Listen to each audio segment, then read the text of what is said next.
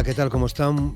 Muy buenos días. Comienza Asturias al Día. Ya saben que estaremos juntos buena parte de la mañana. Bienvenidos, bienvenidas a este programa en este miércoles 7 de mayo. Hoy vamos a conocer contenidos que tienen que ver con la tercera edición de la Feria de la Ciencia y la Innovación de Asturias, que se va a desarrollar el próximo viernes, día 9 de mayo, pasado mañana, en la nave de cañones de la fábrica de armas en Oviedo. De hecho, ya me acompañan en el estudio Mercedes Díaz Somoano, que es la directora de FICIT, Carmen Díez Monforte, que es directora de Investigación y Servicios Tecnológicos del SERIDA, Susana Acle Olivo, directora de Biología Veterinaria e Investigación en el Bioparc Acuario de Gijón, Ángel Arcadio Menéndez, que es el director del IES Padre Feijó aquí en Gijón, y también está con nosotros Iván Diego, que es el coordinador del programa Asturias Foresting y que forma parte de la plantilla de Valnalón. El contenido de esta primera parte tiene que ver con esa feria que tenemos el próximo viernes. En la entrevista hoy vamos a hablar con el secretario de la Academia de la Lengua Asturiana, con Xosé Ramón Iglesias. Ya sabéis que el día 9 y también el día de las Lletres Asturianes. Y hoy vamos a cerrar el programa charlando con la historiadora Nuria Vila Álvarez, que es la directora de programas del Museo del Ferrocarril. Hablaremos con ella sobre la ciudadela de Celestino Solar, que es uno de los modelos de vivienda obrera existente en Asturias y que se encuentra también aquí en Gijón. También se conoce, ya saben, como la ciudadela de Capua. Son los contenidos que hemos preparado para esta jornada, para este día, en el programa Asturias al Día. Y centrándonos ya en esta feria, les cuento que la Consejería de Ciencia, Empresas, Formación y Empleo, a través de la Fundación para el Fomento en Asturias de la Investigación Científica Aplicada y la Tecnología, en colaboración también con la Consejería de Educación, la Agencia Sequence y Valnalón, organiza esta tercera feria de la Ciencia y de la Innovación de Asturias. Será el viernes 9 de mayo en la nave de cañones de la fábrica de armas. Es una cita dirigida fundamentalmente al alumnado y profesorado de secundaria, bachillerato y formación profesional, y quiere ser un punto de encuentro entre centros educativos, instituciones de investigación y empresas que forman parte del ecosistema científico y tecnológico asturiano. En unos segundos saludamos ya a nuestras invitadas. Asturias al Día, con Roberto Pato.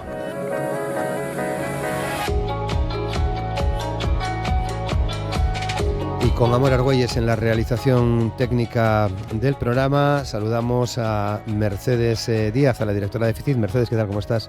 Hola, muy buenos días. Buenos días, bienvenida de nuevo al programa, muchas gracias. Iván Diego, ¿qué tal? ¿Cómo estás, Iván? Buenos días. Bien. Bienvenido también, de nuevo, muchas gracias. Saludamos también a Carmen Díez Monforte del SERIDA. Carmen, ¿qué tal? ¿Cómo estás? Hola, encantada. Bienvenida Buenos también días. al programa, muchas gracias. Susana Acle del Acuario de Gijón. ¿Qué tal, Susana? ¿Cómo estás? Buenos días. Hola, muy bien, pues encantada de estar aquí. Muchas gracias por venir también. Gracias. a este programa. Y Ángel Arcadio Menéndez, director del IES Padre Feijó. Bienvenido, Ángel. Buenos días. ¿Qué tal? ¿Cómo estás? Muchas gracias. Aquí, sí. Bueno, vamos a pedir a Mercedes y a Iván que nos cuenten, Mercedes, cómo viene esta tercera edición de la Feria de la Ciencia. Pues un año más la Feria de la Ciencia viene cargada de proyectos y de actividades relacionadas con ciencia e innovación. Son más de 500 investigadores, empresas y estudiantes que mostrarán sus proyectos. Me gustaría destacar la participación de 19 centros educativos que, junto con una treintena de grupos de investigación e institutos de la Universidad de Oviedo, centros del Consejo Superior de Investigaciones Científicas, el Servicio Regional de Investigación de Desarrollo Agroalimentario y el Instituto de Investigación Sanitaria del Principado de Asturias, pues nos mostrarán sus proyectos científicos. Y en la parte privada contamos también con 16 empresas. Habrá 19 expositores, 69, numerosas actividades complementarias. Este año además la feria tendrá un espacio singular dedicado al espacio lunar, ya que el Gobierno del Principado de Asturias pues quiere destacar un poco, acercar a la sociedad el proyecto de habitabilidad de la Luna, que se va a desarrollar en el Pozo Santiago, en el Pozo Minero Santiago, en el concejo de Aller. También tendremos un espacio dedicado, un evento haciendo un guiño a la cultura sidrera asturiana, ya que fue declarada recientemente Patrimonio Cultural Material por la UNESCO. Como se puede ver en los carteles, el logo de la feria pues es una manzana que pues hace referencia a Isaac Newton, ¿no?, al tema científico, pero a la vez hace un guiño también a esta particularidad de la región. Con un programa que arranca, ¿a qué hora? Los centros escolares empezarán, bueno, estaremos allí desde las 9:30 y los primeros estudiantes llegarán a las 10 de la mañana hasta las 2 de la tarde y luego por la tarde está abierto a público en general desde las 4 de la tarde hasta las 8 aproximadamente. Vale, para quien quiera acercarse quien quiera acercarse a esa nave de cañones que ya merece una visita efectivamente propiamente, ¿no? Sí, que es donde la hicisteis también el año pasado también lo hicimos ahí. Bueno, Iván, pinta muy bien esta tercera, ¿no? Pinta muy bien, la verdad. Yo siempre comento que esta feria, es verdad que hay muchas ferias de la ciencia que se organizan en diferentes comunidades autónomas, pero creo que esta tiene una característica especial, que es esa mezcla de centros de investigación, empresas de I+D+I y centros educativos. Además, este año, bueno, lo que respecta a centros educativos, que es la parte que me toca a mí más directamente, pues incrementamos bastante, porque tenemos 19 centros educativos, pasamos de 12 el año pasado a 19 este año. Y de los 19 que hay, 7 repiten, pero 12 son nuevos, ¿no? Entonces, bueno, la verdad que y la temática de los proyectos que se presenten, pues es muy diversa, ¿no? Tenemos desde proyectos que toquen pues la parte pues más aeroespacial, proyectos tecnológicos como el que va a hablar Ángel hoy aquí sobre prototipos para la exploración de Marte, hasta pues eso, ¿no? Centros de FP también, como todos los años, pues presentando proyectinos como pues un proyecto con drones y cercados virtuales del centro de IES Luces de Agraria, otro proyecto para la reciclado de los forgajes que se dan en los talleres de carpintería y hacer material de construcción. O sea, una variedad de proyectos que bueno que van a estar ahí, ¿no? Codo con codo con centros de investigación y con empresas en las que en algunos casos a lo mejor además durante el desarrollo del proyecto pues colaboraron incluso. Entonces bueno, creo que va a estar muy, muy guapo. Bueno, la feria tiene vocación de ser punto de encuentro entre instituciones y centros que generan y transfieren I+D+I en Asturias, Mercedes. Así es, la idea de la feria pues es eso, que sea ese punto de encuentro entre los diferentes actores, ¿no? Del ecosistema científico y educativo y tecnológico, dar visibilidad a los proyectos de investigación que se hace, establecer colaboraciones, dar un poco para aprovechar esas sinergias que se pueden producir entre todos estos agentes y bueno, pues que no es solo un evento divulgativo, digamos, ¿no? Sí, y desde el punto de vista de los centros hay una cosa que hay que resaltar, que también se tiene especial sensibilidad por procurar que, bueno, la feria ya es verdad que se hace en Oviedo, ¿no? Con lo cual, bueno, pues obviamente hay bastantes centros de la zona centro porque es más fácil llegar, pero bueno, el hecho de que el transporte esté subvencionado al 100%, pues facilita pues que tengamos tanto centros expositores como centros visitantes que vienen de lesales, ¿no? Tanto del occidente como del oriente de Asturias, y eso, bueno, y algo que todos los años cuidamos, y este año, bueno, vuelvo a repetirse, pues entonces tenemos pues centros que van a venir a ver la feria, pues vienen desde Colombres, desde Navelgas, desde sitios bastante, ¿no? Que están bastante alejados, sí. Y que a priori a veces pues es muy complicado para esta gente asistir, pero bueno, eso ya algo que tenemos como como siempre muy marcado, el procurar que eso sea así, y eso ya sí gracias a eso, ¿no? Que el transporte está, entre otras cosas, a que el transporte está subvencionado. Claro, de 12 centros en la edición anterior del año pasado a 19, quiere decir que está generando mucho interés también para los propios centros educativos, ¿no? Sí, está generando interés, y después muchas veces, mira el caso, y por ejemplo el proyecto, está aquí Ángel, va a contarlo él, pero por ejemplo muchas veces también sirve mucho también las otras acciones que hacemos, ¿no? En Asturias Forestem, pues esto, las acciones de formación de profesorado, por ejemplo este año en uno de los cursos que hicimos en las instalaciones del Instituto del Carbono, en el INCAR, en el CSIC, pues asistió pues un compañero de Ángel, ¿no? Roberto, del padre Feijó, con el que yo no habíamos tenido contacto nunca, pero bueno, a raíz de esa acción formativa, pues unas semanas más tarde, cuando se anunció la feria, pues ya se puso Roberto en contacto conmigo, oye, nos interesaría asistir, y bueno, sería la manera de ir poco a poco pues ampliando la red. Captando centros, Mercedes, ¿no? Así en el buen sentido de la palabra, ¿no? Sí, bueno, el objetivo es ese, ¿no? Que cada vez sea mayor la participación de los centros educativos. La idea también es un poco fomentar esas vocaciones científicas, entonces tenemos que ir a los centros educativos y a niveles de enseñanza pues, de edades tempranas incluso. Claro. Bueno, Ángel, ¿qué supone para vosotros, para el IES en el que trabajas, que diriges, el padre Feijó, qué supone participar en esta feria? Bueno, pues una emoción, una ilusión, sobre todo para el alumnado, ¿no? Para los alumnos y alumnas que están trabajando en el proyecto. estamos ahora, es un desarrollo de una materia anual, una materia como otras cualquiera, ¿no? Lo que pasa es una materia optativa que ellos y ellas eligen al empezar el curso. Es verdad que llevamos muchos años, entonces ya van conociendo, ya saben dónde se meten, ¿no? Y saben lo que van a hacer más o menos, ¿no? Y todos los años es un trabajo ilusionante, muy emocionante, porque van creando, no un ser vivo, pero casi, ¿no? Crean desde la nada un prototipo, un robot, que la idea es que sea capaz de explorar Marte con seguridad y bueno, con unas condiciones de funcionamiento que ellos mismos deciden, ¿no? Entonces, año tras año, el desarrollo del curso es emocionante, pero este año es más, puesto que estamos apremiados tenemos normalmente hasta finales de curso para finalizar el trabajo, y este año hemos tenido que apurar un poco porque tenemos que el viernes presentar ahí el resultado, ¿no? Entonces, todos querían ir, y todas, que tenemos 40 alumnos en 2 grupos, y al final hemos seleccionado a 12. Hay paridad total, hay 6 chicos y 6 chicas, que a nosotros nos preocupa mucho eso, ¿no? Las vocaciones, más que científicas, científico-técnicas, porque científicas entre las mujeres hay muchas, pero científico-técnicas del ámbito de la ingeniería no hay tantas, ¿no? Entonces nos interesa el fomento de esas vocaciones, ¿no? Y este año pues llevamos 6 chicas y 6 chicos.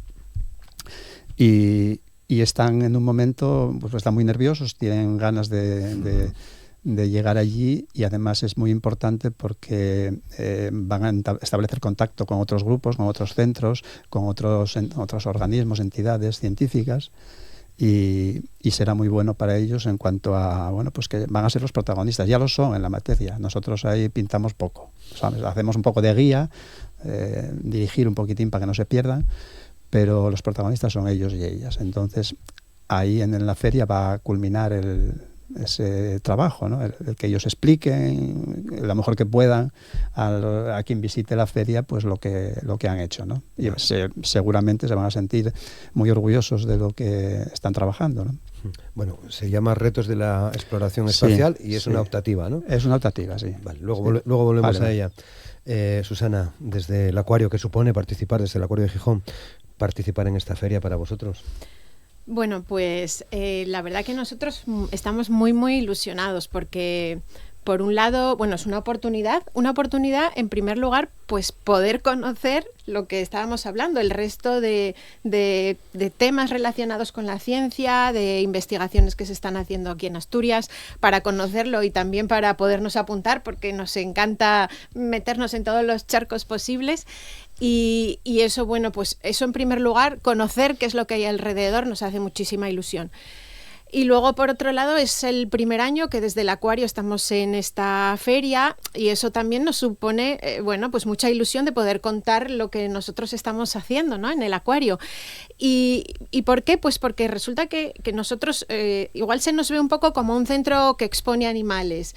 Y a día de hoy nuestro acuario, que es un acuario de todos, es mucho más que un centro de exposición de animales. Es una institución que trabaja en la conservación, en la divulgación, en la educación y en la investigación del medio marino.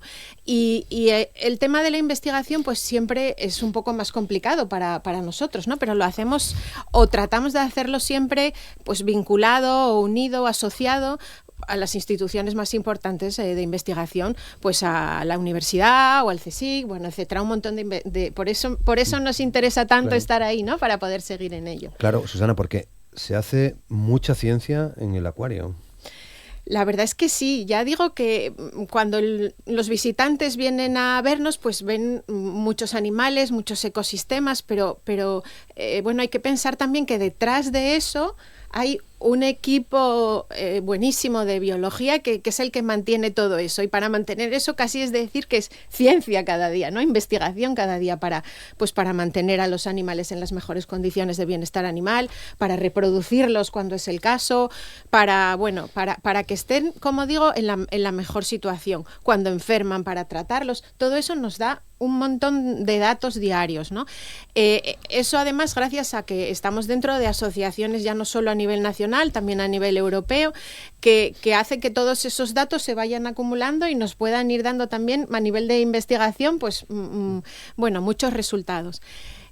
Pero además de eso, pues a nivel también de investigación, contamos cada vez más con estudiantes, por ejemplo, de la Universidad de Oviedo, que están haciendo sus investigaciones en el acuario, con sus doctorados, con sus trabajos de fin de grado, con sus trabajos de fin de máster.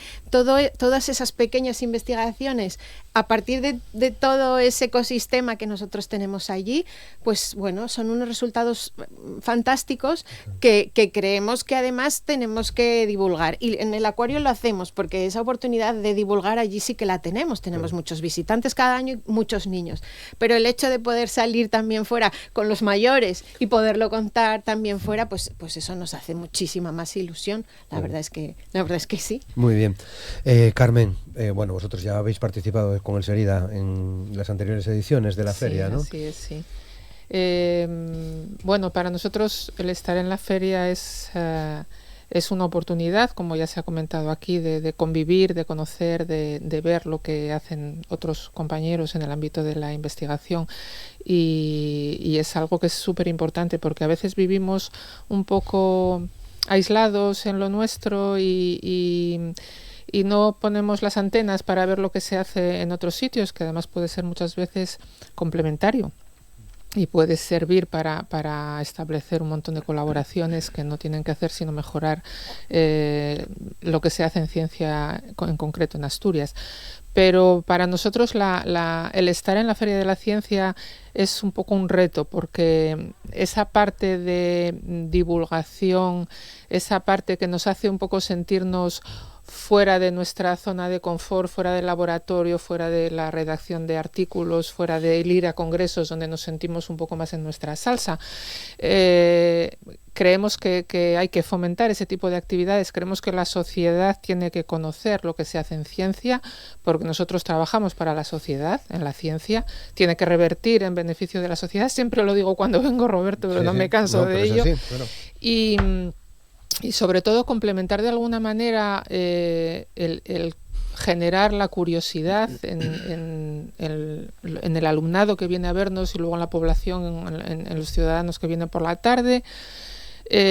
Generar vocaciones, si es posible, que se complementan mucho con todas las actividades que hacemos también en la Semana de la Ciencia y en el Día de la Mujer y la Niña en la Ciencia, para que se cree ese caldo de cultivo y esa curiosidad, para que la chavalería cuando pase por allí diga, jolines, qué cosas más interesantes.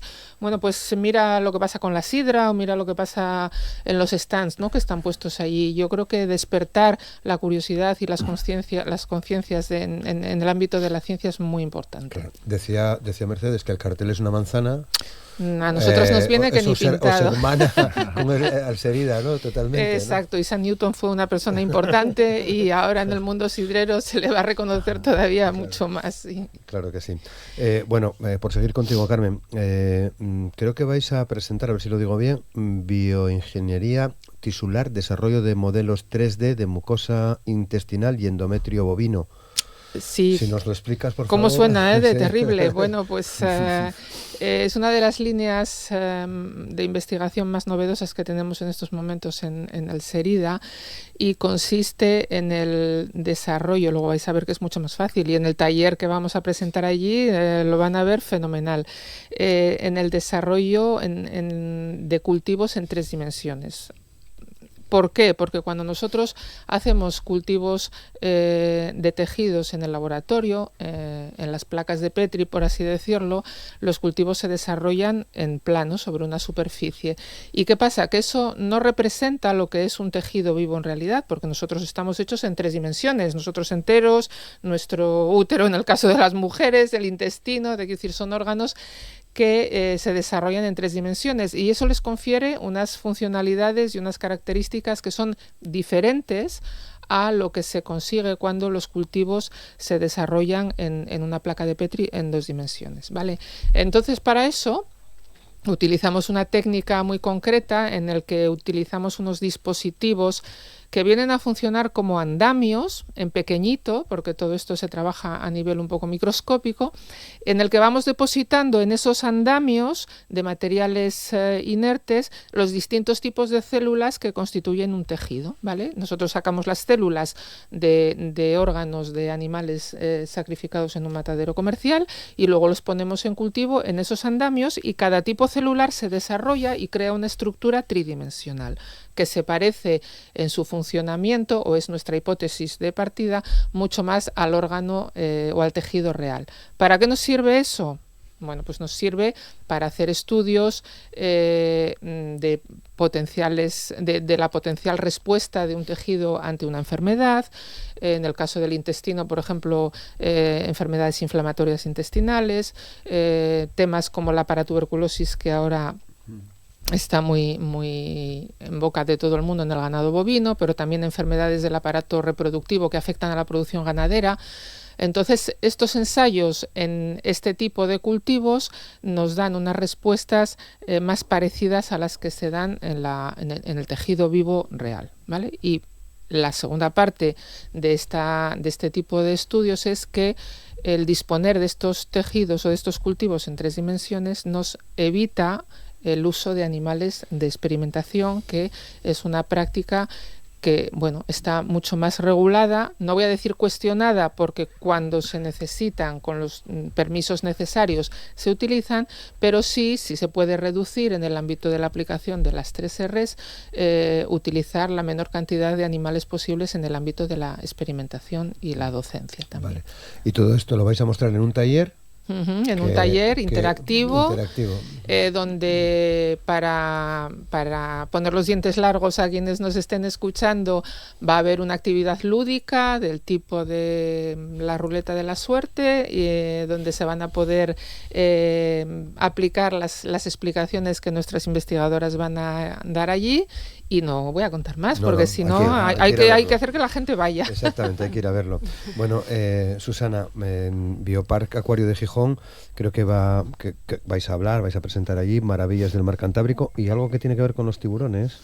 Sí, bueno, nosotros también llevamos varios proyectos, ¿no?, en los que trabajamos. El primero de todos es nuestro CRAMA, es el Centro de Recuperación de Animales Marinos de Asturias, en el que lo que hacemos es, trabajando dentro de la red de varamientos del Principado, recepcionamos a esas tortugas marinas o focas que aparecen en la costa en mal estado, las recuperamos y luego las volvemos a reintroducir en el mar, ¿no? Esto es un centro que está asociado al acuario, separado, independiente de él, no tiene nada que ver con los animales que tenemos allí. Y bueno, en él llevamos trabajando 2 años y ya digo, estos animales pues nos están dando también muchos datos de lo que ocurre en el mar. Y por ejemplo, pues hemos tenido el primer animal que llegó, pues ha sido una tortuga marina que llegó con una aleta totalmente rodeada en plásticos, que tenía el hueso roto, le tuvimos que amputar esa aleta, tardó mucho tiempo en recuperarse. Y cuando se recuperó, para reintroducirla en el mar le colocamos un transmisor vía satélite que nos va dando datos de dónde está. ¿Por qué? Pues para tener datos e información, ¿no? Queríamos saber si este animal con una aleta de menos era capaz de reintroducirse y era capaz de estar bien o no. Y todo eso pues lo contamos además. Y ahora mismo, de hecho, os cuento que la tortuga, que lleva ya más de 6 meses en el mar, la soltamos aquí en Gijón y ahora mismo está, bueno, esta mañana me han dicho que estaba por la costa cerca de Argelia ya, o sea que se ha dado una buena vuelta. Y bueno, todo eso son proyectos de investigación, porque además esos animales llegan llenos de plásticos en su interior. Entonces nos dan muchos datos de cómo está el océano y nosotros eso queremos contarlo. Y lo contamos, vamos a aprovechar esta feria para contárselo a los niños o a todos aquellos que nos visiten, ¿no? Todos esos datos que nos dan de cómo tenemos el océano en base a animales que están, nos están funcionando un poco de bioindicadores, ¿no? De cómo está la situación. Incluso también más datos que nos dan a nivel genético los estudiamos para ver cuál es su origen, de dónde vienen. Y sabemos que todas esas tortugas que aparecieron el verano pasado, la mayoría vienen de las costas sudamericanas, o sea que se dan un buen viaje para llegar hasta aquí, a pesar de que son animales pequeños. Todo eso pues en forma de talleres, de juegos, para que los niños lo entiendan. Tenemos incluso un peluche de una tortuga muy grande que le falta una aleta porque se la hemos nosotros quitado para hacerles entender a los niños lo que pasa con este tema de la contaminación y bueno, todos esos problemas que tenemos relacionado con eso. Y otro de los temas que queremos contar allí es el de esta participación dentro de un proyecto liderado por la Universidad de Oviedo, que es The Shark and Rai Map. Es un proyecto muy relacionado con la conservación de los tiburones. En este caso, nuestra aportación en este proyecto está relacionado sobre todo con la divulgación y la educación relacionados con el tema de estos animales. Y lo que vamos a hacer nosotros es llevar un pequeño acuario móvil, el bioacuario de tiburones, lo hemos llamado un pequeño acuario que lo vamos a colocar allí con huevos de tiburones que tenemos aquí en el Cantábrico, o sea, no tiburones blancos que están en Sudáfrica, no, animales que tenemos aquí y que están en distinta fase de desarrollo. Y en esos huevos, colocándolos de una manera especial, con una luz especial, pues sin hacerles ningún daño, por supuesto, eso siempre, podemos ver cómo se van desarrollando esos animales dentro del huevo, incluso luego cómo eclosionan. Y también llevaremos algún juvenil o pequeño tiburón que acaba de salir de esos huevos o de rayas, porque incluye las dos especies.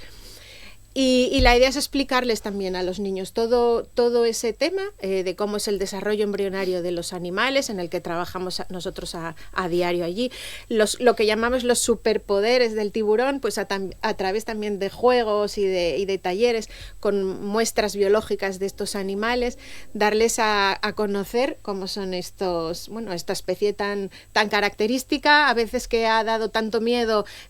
Sabemos que por el cine, por Hollywood y tal, todos tenemos ahí un poco de miedo de estos animales y al final son animales importantísimos en nuestros ecosistemas, incluso para nosotros mismos, porque al final el ser humano lo que le interesa es lo que le conviene a él, pues son animales que tienen un papel importantísimo en las cadenas tróficas del océano y son absolutamente necesarios para que todo funcione bien en el medio marino. Entonces nuestra idea es dar a conocer todo eso.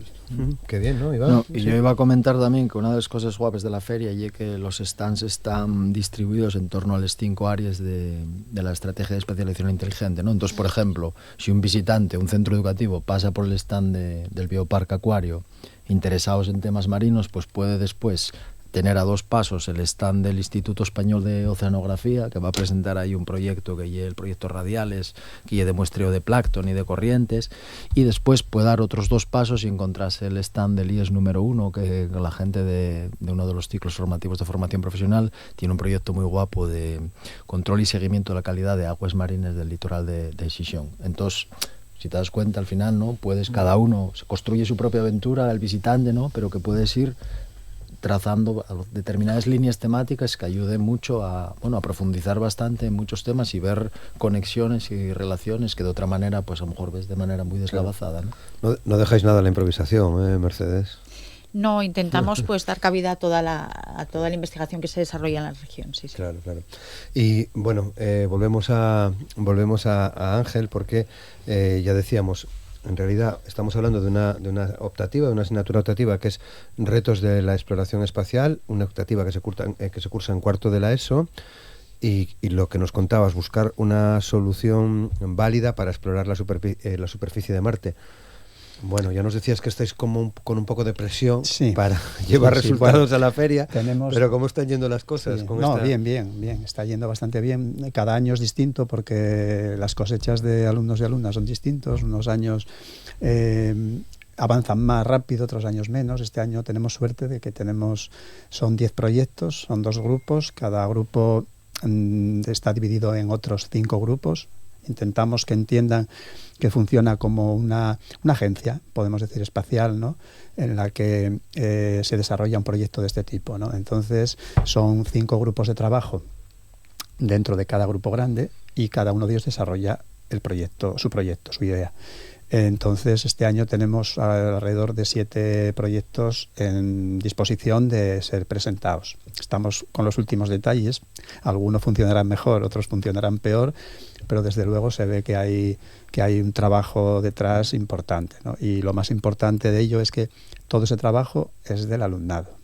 Nosotros ahí simplemente damos unas pinceladas, como decía antes, de guía, ¿no? Porque es de mano cuando llegan en septiembre y planteamos el trabajo, parece algo como muy ambiguo, muy amplio, ¿no? Y tenemos que ir concretando para que no se pierdan. Pensad que son solo 2 horas a la semana de trabajo, 2 horas que en realidad son 50 minutos cada sesión, ¿no? Y en ese tiempo, desde septiembre hasta ahora, en este año, pues tienen que empezar a centrar su cabeza en Marte, en primer lugar, en conocer el planeta, esa parte física, que colaboramos física y química y tecnología, y conocer Marte, saber algo del espacio, saber algo de comunicaciones. Tienen que empezar a diseñar sin tener ni idea en principio de nada, ¿no? Ir centrándose, buscando información, y a partir desde ese momento ellos mismos diseñan todas sus piezas. Las diseñan para ser impresas en 3D normalmente, casi todas. Diseñamos y creamos en 3D cientos y cientos de piezas, porque hay que ir solucionando problemas que van surgiendo. No son ingenieros, son alumnos y alumnas que pasan de tercero y tienen muchas deficiencias. Se dan cuenta de que les falta mucho conocimiento, pero el tema planteado les sugiere mucha curiosidad, ¿eh? Entonces, al final estamos en el momento más emocionante, que es cuando ven que se ha hecho realidad, que ven que tienen un artilugio allí que cuando lo conectan al ordenador y dan a una tecla se mueve, y la primera vez que se mueve pues se quedan así como sorprendidos, ¿no? Ellos están siempre, es una de las cosas que insistimos, están acostumbrados desde antes de llegar a nosotros, son consumidores de informática, consumidores de redes sociales, consumidores de estos medios, ¿no? Y a partir de este momento, cuando llegan a nosotros a lo largo del curso, se van convirtiendo en creadores, pero no en creadores de TikTok. O sea, eso ya lo son, ya dominan, ¿no? Entonces pasan a crear de verdad proyectos importantes, ¿no? Son capaces de no solo de construir algo que puede funcionar, sino que además son capaces de crear una aplicación informática o varias aplicaciones informáticas que hacen que esa cosa tome vida, ¿no? Y eso es lo sorprendente, lo que en ese momento es como eureka, ¿no? Mira lo que estamos aquí y lo que era virtual pasa a ser físico y a ser real, ¿no? Entonces, bueno, es un trabajo muy gratificante siempre. Llevamos muchos años, tenemos ya mucha experiencia en ello, llevamos 15 años con esto. Hace 15 años, cuando empezamos nosotros, era la única materia de este tipo en Asturias. En Asturias no se hablaba de programación, ni de robótica, ni de ingeniería en este sentido, no se hablaba nada. Y hasta hace poco que a través de las nuevas leyes están dando más importancia a este tema, como no puede ser de otra manera, ¿no? Entonces, bueno, estamos ahí, pues eso, con mucha ilusión y sobre todo ellos, ¿no? Nosotros ya somos muy viejos, ellos son muy jóvenes y lo que queremos es eso, crear vocaciones. Y a lo largo de estos 15 años nos ha demostrado el paso de los años que la fórmula es buena, porque antiguos alumnos y alumnas nuestros están hoy dedicados al mundo de la ingeniería de telecomunicaciones, de inteligencia artificial, trabajando en Madrid, trabajando en Alemania, trabajando incluso en Suiza, en el CER. Es decir, tenemos antiguos alumnos de la materia que en esta materia descubrieron vocaciones. Qué guapo, su vocación, ¿no? Sí. Qué guapo, Ángel. Bueno, mañana el viernes lo veremos sí. De forma clara, sí, en la feria, ¿no? El trabajo que estáis haciendo. Allí explicarán, sí, bueno, van a explicar ellos, van además. a explicar, sí, van a llevar los proyectos y haremos 6 o así, 7. Vamos a llevar una impresora 3D también para que se vea de dónde salen las piezas, los niños de colegios que vean de dónde salen, ¿no? Vamos a llevar una mini maqueta de escenario de Marte que tenemos construido a base de escayola, piedras, arena de la playa. y montaremos ahí encima y haremos funcionar, y quien vaya a visitarlo va a poder conducir, va a poder guiar los robots a través de una tablet. Bueno, va a poder participar. Muy bien. Bueno, algunos temas comunes que os quiero plantear ahora y que tienen que ver, Mercedes, con la nueva ley de ciencia. Es importante contar con una ley de ciencia, no sé si con esta ley de ciencia en este momento. Pues yo creo que esta ley de ciencia es un acierto, ¿no? Es un hito muy importante para la región porque pues establece compromisos para la investigación científica y tecnológica en cuanto a financiación hasta alcanzar niveles europeos. Se va a crear un sistema asturiano de la ciencia y la innovación con todos los grupos y todos los entes participantes, el observatorio también para tener datos y... Entonces creo que ha costado llegar a ello, pero creo que está muy bien estructurada y que lo que nos va a dar lugar es pues a crear un entorno muy propicio, ¿no? Para que se desarrolle investigación científica, se acerque a la sociedad y se fomenten esas vocaciones también, ¿no? Que es un punto fundamental para... también en la ley están incluidos pues temas de educación, no solo de ciencia, ¿no? También hay artículos en los que habla de los centros de enseñanza en todos los niveles. Entonces creo que coge un poco muy bien todo el ecosistema, entonces creo que va a ser fundamental, ¿no? para el futuro de la región. Iván, ¿qué opinión tienes tú de la nueva ley de ciencia? No, lo mismo, bueno, obviamente está aprobada en febrero y queda tenemos ley, que sí, una muy buena noticia, falta desarrollarla, pero bueno, ya en el articulado hay cosas muy interesantes, un poco lo que comentaba Mercedes con respecto a lo que es la participación en el modelo educativo y formativo autonómico. Yo hay dos cosas que destacaría, ¿no? Una, que creo que hay un acierto, que es incluir en el sistema asturiano de ciencia e innovación a los centros de formación profesional, ¿no? Además de obviamente al resto de entidades que caen, pero bueno, eso sí que me parece un gran acierto. Y hay otra que ya en concreto en uno de los artículos que habla, y leo textualmente, ¿no? Dice, potenciará la colaboración entre los agentes del Sistema Asturiano de Ciencia e Innovación y los centros educativos públicos y agentes del Sistema Educativo Autonómico, fomentando la participación del personal docente de dichos centros en proyectos de investigación y promoviendo la puesta en marcha de actividades conjuntas, especialmente con la Universidad de Oviedo. Y esto me parece muy relevante porque además de alguna manera es algo por lo que nosotros llevamos apostando desde hace 3 o 4 años, ¿no? Con estos, por ejemplo, cursos de formación de profesorado que hacemos en centros de investigación como el INCAR, como el CIN. Este año además hicimos otros 2 cursos de formación de profesorado, uno para el profesorado de matemáticas en la Facultad de Formación de Profesorado con Luis José Rodríguez Muñiz, que vino aquí al programa, y estamos ahora mismo, tenemos otro en marcha con Carlos López en la Facultad de Geología, que se llama Geología Aplicada a la Ingeniería. Y bueno, no dejen de ser ejemplos de algo que consideramos que probablemente con esta ley vaya a estar pasando más a menudo, se vaya normalizando y vaya habiendo pues muchísima más conexión, eso, ¿no? Acercando un poco los centros educativos, centros de investigación, universidad, pero acercándolos de una manera que ese diálogo, que efectivamente que sea un diálogo, ¿no? Que el intercambio de información sea bidireccional, no llegar allí, eso, ¿no? Desde la universidad, los centros, no os decimos como, sino que hay ese intercambio de experiencias, porque es verdad que también que hay una serie de acciones, actividades que se están haciendo en los centros educativos con la experiencia que tienen los docentes que también pueden ser muy válidas para transmitir a, pues eso, ¿no? Centros de investigación que cada vez están más preocupados con la difusión, con la divulgación, con el llegar a nuevos públicos. Entonces, parecemos muy prometedor, la verdad. ¿Qué piensas tú, Ángel, de esta ley de ciencia? Bueno, tiene 2 puntos muy importantes, creo yo, que es en la lucha contra la precariedad del personal científico, ¿no? Muy tradicional en nuestro país, que hizo durante muchos años que se están yendo, se hubiesen ido fuera, ¿no? Ahora parece que es una oportunidad, ¿no? Debido a un poco a Trump, a lo mejor es una oportunidad para volver a traer aquí a los científicos, a nuestros científicos que se fueron en su momento, ¿no? Y después, por otro lado, esa apuesta importante por la mujer en la ciencia, por el impulso de la igualdad entre hombres y mujeres, por incorporar la mujer, como decía antes, no tanto a la ciencia, a las ciencias de la salud o a las ciencias biológicas, sino a la técnica, a la tecnología, a la ingeniería, y eso es una apuesta importante en esta nueva ley, esperemos que estamos en pañales todavía con ella, esperemos a ver el desarrollo que tiene, ¿no? Claro.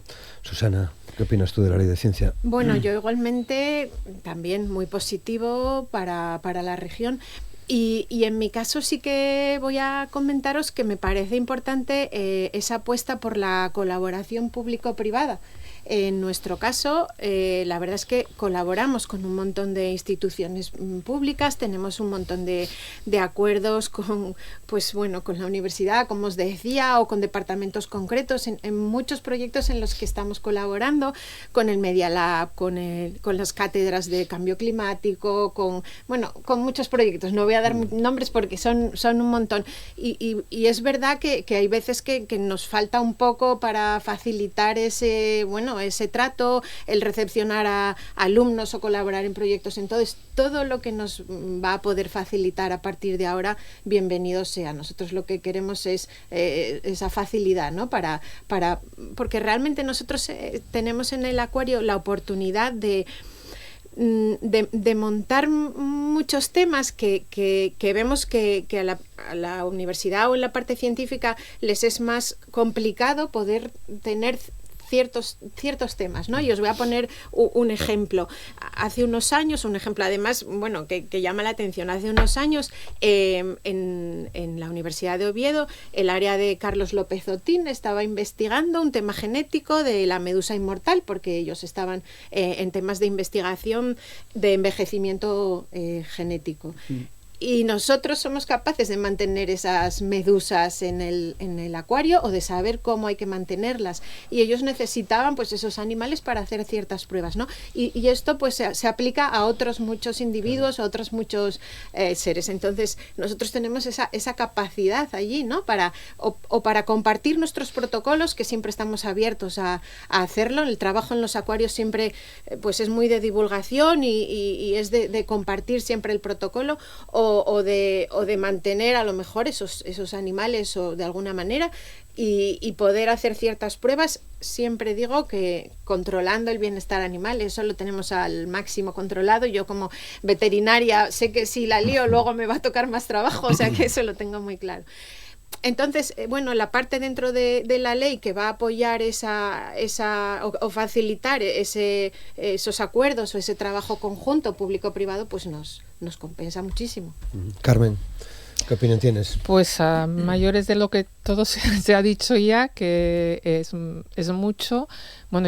Es importante destacar que la ley va a permitir el desarrollo, en el caso de nuestra plantilla, también de la carrera investigadora, que no la teníamos. Nosotros somos un organismo de investigación que dependemos directamente del Principado, y va a dar, por así decir, una estabilidad a un montón de cosas que ya se hacen o se vienen haciendo, porque el trabajo científico es un trabajo colaborativo, es un trabajo multidisciplinar, pero todos vamos haciendo cosas según nos surge en el día a día. Y yo creo que la ley sienta las bases para este tipo de colaboraciones, para la participación de un montón de instituciones que se van a ver ahí reflejadas, como colaboraciones con los centros de FP, como bien decías. Nosotros tradicionalmente ya tenemos colaboraciones con un montón de centros de FP, con luces, etcétera, recibimos alumnos, pero yo creo que la institucionalización de esto a través de la ley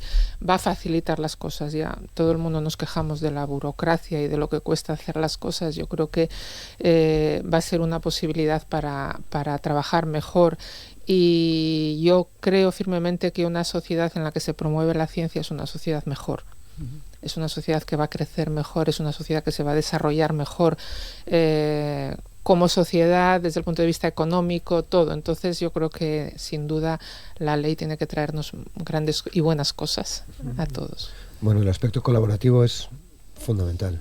Sí, y es fundamental. Y la verdad que nosotros la experiencia que tenemos desde eso, ¿no? Desde Valnalón, primero en otros estalles que no tienen nada que ver con ciencia y tecnología, pero ahora desde que estamos trabajando en esto de Asturias Forestem, es que hay muy buena predisposición. Es decir, nosotros siempre que planteamos pues a veces cosas que a priori pues pueden parecer, un poco a lo mejor hasta extravagantes, ¿no? Tú cuando vas a un centro de investigación a plantear oye, ¿por qué no hacemos un curso de formación de profesorado a profesores de secundaria? Pues a priori a lo mejor dicen, oye, nunca habíamos pensado en esto. Pero aunque nunca hayan pensado en esto, sí que hay mucha predisposición. Es verdad que a poner tiempo, es decir, poner tiempo a cambio de nada, ¿no? Pero después, bueno, entendemos que todas esas experiencias están creando una especie de pozo, ¿no? De sustrato, de cimientos para poder seguir construyendo. Entonces, bueno, yo muchas veces digo, ¿no? Pensando un poco a lo grande, a mí pues me encantaría pues eso, ¿no? Pues cada año poder ir ampliando pues el número de centros de investigación, de instituciones con las que podemos hacer eso, ¿no? Este tipo de actividades que acercan un poco al profesorado a lo que es el trabajo que estáis haciendo en el día a día, y después en el profesorado, con esa capacidad que tiene, pues eso, ¿no? Transformar eso en actividades, proyectos que después se desarrollen en los centros educativos y que pueden tener pues un impacto tan grande como lo que acaba de comentar Ángel, ¿no? Y que no pasa solo por, porque es verdad que se habla mucho por fomentar vocaciones, que está muy bien, y vale, perfecto, pero también está porque incluso gente que no se vaya a dedicar en la vida a hacer ciencia, que entienda cómo funciona la ciencia, ¿no? Porque eso entronca con, bueno, pues con otra serie de problemas que hay ahora con todo este tema del discurso, pues de las pseudociencias, todo esto, las fake news, todo eso, ¿no? Si la gente, si tú sales, ¿no? de tu etapa formativa con una visión clara de cómo funciona la ciencia, hasta dónde llega la ciencia, cómo se construye el conocimiento científico, cómo se valida ese conocimiento, pues realmente después no te van a vender una moto de igual manera, ¿no? Cuando veas cualquier patraña en TikTok, en Instagram, vas a tener la cabeza amueblada de otra manera, ¿no? Entonces, insisto, no es solo importante para la gente que se quiera dedicar en el futuro a trabajar en ciencia, en tecnología, sino que es importante para toda la ciudadanía. Claro, porque no deja de ser también fomentar el espíritu crítico. Sí, claro. Siempre lo decimos nosotros a los alumnos cuando hay alguna, en los discursos sobre todo, cuando terminan, que felicitamos cuando se gradúan y demás, y siempre les despedimos diciendo que tienen que seguir estudiando, tienen que seguir formándose, porque cuanto más se formen, cuanto más lean, cuanto más estudien, más libres serán y más difícil será engañarles, ¿no? Entonces, efectivamente, eso es muy importante, el espíritu crítico y relacionado con el mundo de la tecnología y de la ciencia. Nos amuebla el cerebro de una manera que nos hace, pues eso, tener, creo yo, un espíritu crítico importante, ¿no? Nosotros también, a la raíz de lo que dice Iván, no solo tenemos alumnos y alumnas que tienen esa vocación científica o técnica y que van a estudiar ingeniería o física o matemáticas, sino que también tenemos alumnos de humanidades. Y son humanistas, de aquellos de antaño, ¿no? Alumnos que estudian latín y griego y sin embargo están en robótica. Entonces tienen ahí una mezcla de inquietudes y de intereses importantes. Eso les hará aún más libres todavía, ¿no? Claro, porque haciendo investigación científica, como hacéis en el SERIDA, también ahí se aplica ese sentido crítico, ¿no? Sin duda, sí. Sin duda. La ciencia te abre la mente y te permite discernir entre lo que es real, lo que no es real, o por lo menos es más difícil engañarte en muchas cosas, ¿no? O te educa para que vayas a mirar algo a las fuentes, ¿no? Y decir, oye, esto que me están contando será verdad, será una milonga, o me lo creo o no me lo creo, ¿no?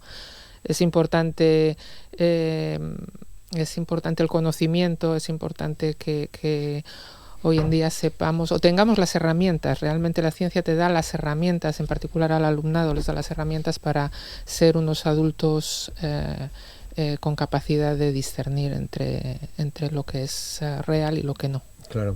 Y en el caso de Susana, en el caso del acuario, quitando una pata a la tortuga, pues ya lleváis un punto más, ¿no?, a la realidad. Bueno, nosotros estaba pensando ahora que para participar en esta feria, que es un esfuerzo, pues bueno, supone un esfuerzo montar todo el dispositivo, ir allí, pero con tanta ilusión, como os decía antes, que lo hacemos, nos juntamos un poco la parte científica o la parte de la biología y la parte de la educación, los distintos departamentos, que nosotros somos departamentos distintos. pero la verdad es que a todos los que estamos allí nos gusta mucho meternos en los charcos y nos estamos uniendo eso, el área de educación del acuario, que es un departamento muy potente y que hace unas cosas maravillosas, y el área de biología. Nos unimos y vamos juntos a montar ese stand en esta feria, y con muchas ganas de contarlo, porque es que al final la ciencia es importantísimo, descubrir nuevas cosas, pero si no las contamos, si no hacemos que llegue a la sociedad, como comentabais antes, a toda la sociedad, despertar vocaciones es importantísimo, pero tener a la sociedad informada de lo que está pasando, pues a mí me parece, vamos, importantísimo. La educación y la ciencia son dos cosas que por supuesto nos hacen más libres y que nos dan herramientas para que no nos engañen. Es así.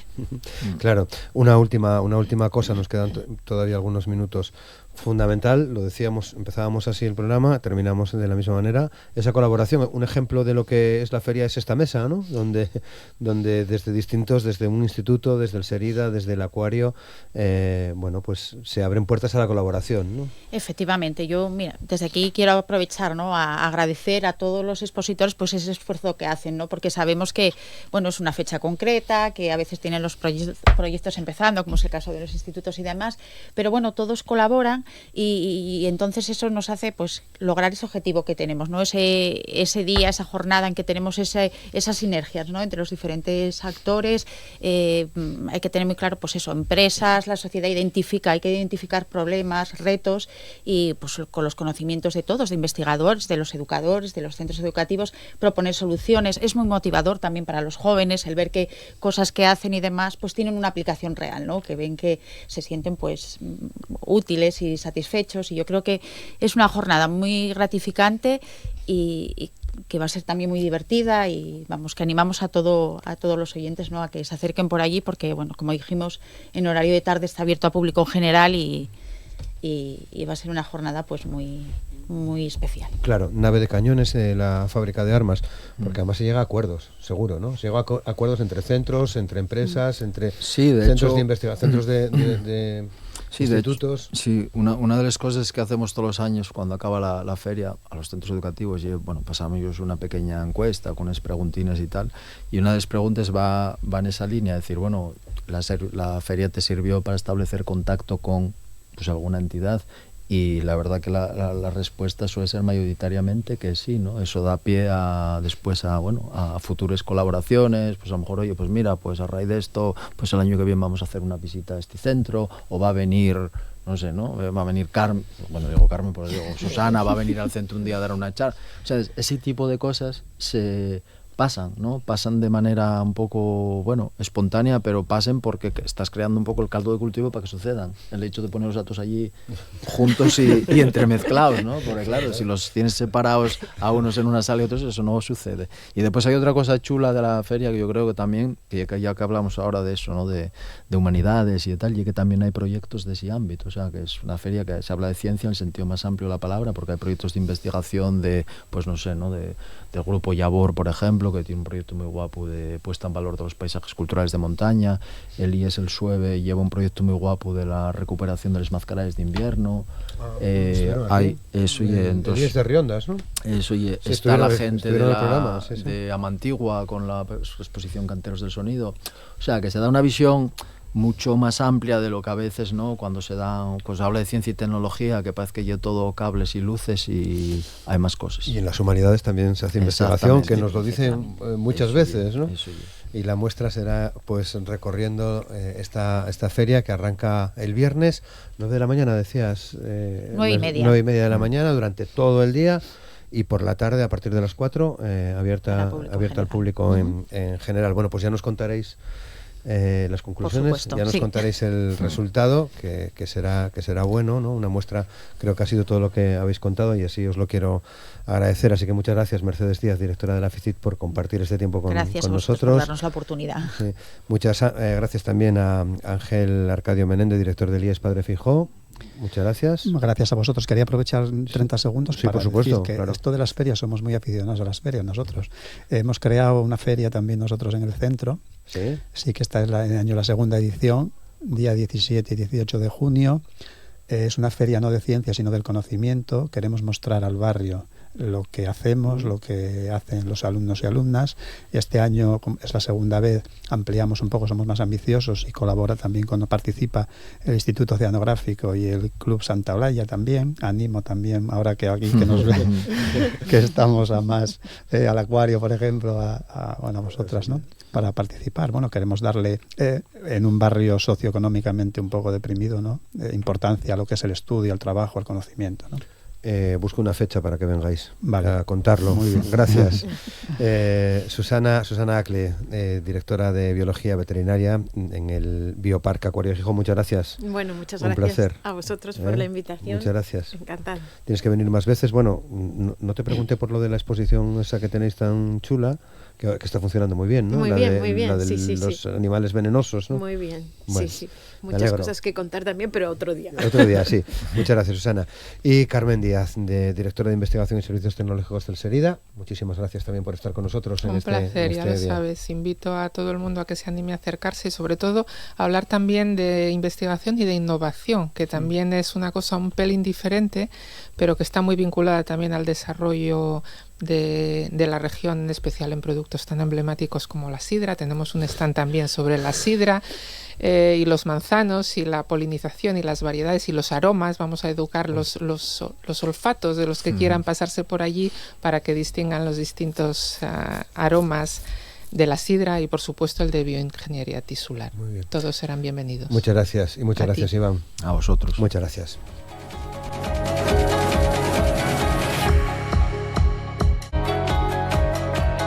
Güey, na entrevista vamos a falar con el secretario de la Academia de la Lengua Asturiana, con Xosé Ramón Iglesias. ¿Qué tal, Monchu, cómo estás? Muy bien. Buenos días. Roberto. Vamos a falar del Día de les Lletres Asturianes, del acto central de la Academia de la Lengua Asturiana, que va a ser el viernes 9 de mayo, de tarde, a partir de las 7. 7 de la tarde, 7 de la tarde. Podrá verse también na televisión, podrá verse también na TPA, pero bueno, y el acto...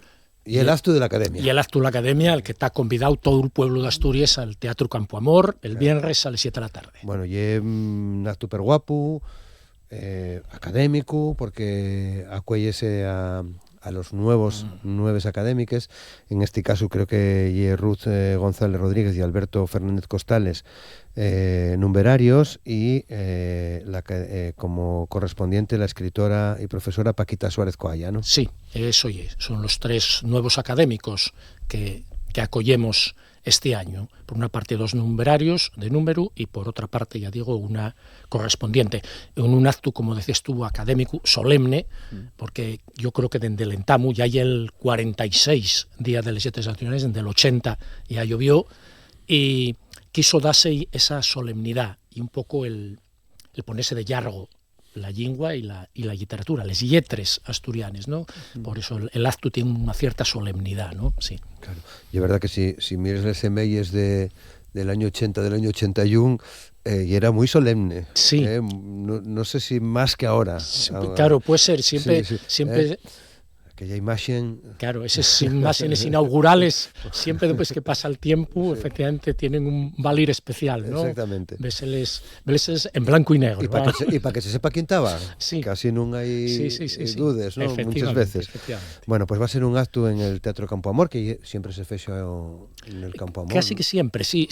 D'elles vegáis por problemas técnicos, de alguna vega se fue en Nubieu al Filarmónica, creo recordar, por algún problema, y yo creo que en una ocasión, no sé si no me equivoco más, fue en Avilés, también por un problema técnico, es decir, pero normalmente en el Teatro Campo Amor.